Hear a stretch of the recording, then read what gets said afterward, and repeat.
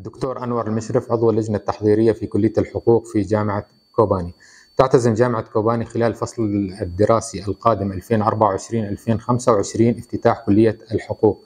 طبعا عملنا خلال الفترة الماضية كلجنة تحضيرية على عدة لقاءات مع مجلس العدالة واتحاد المحامين، وكان هنالك تعاون إيجابي من قبلهم، طبعا نظرا لاحتياج الإدارة ومؤسساتها ويعني رغبة من الجامعة في تطوير مستوى الطلاب العلمي والأكاديمي. تم افتتاح هذه الكليات. طبعا هذه الكلية تضم خيرة القانونيين المتخصصين في مجال القانون.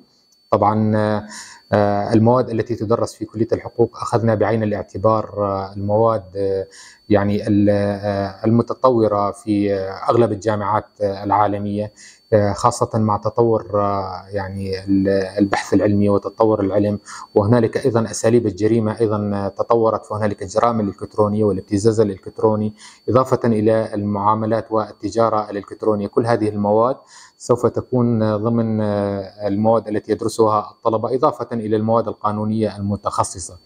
وهنالك تعاون، سيكون تعاون مع مجلس العدالة لربط الجانب العملي وبالجانب النظري الذي يدرسه الطلبة في الكلية. طبعا هنالك أيضا كادر تدريسي من مجلس العدالة سيكون موجود معنا في كلية الحقوق.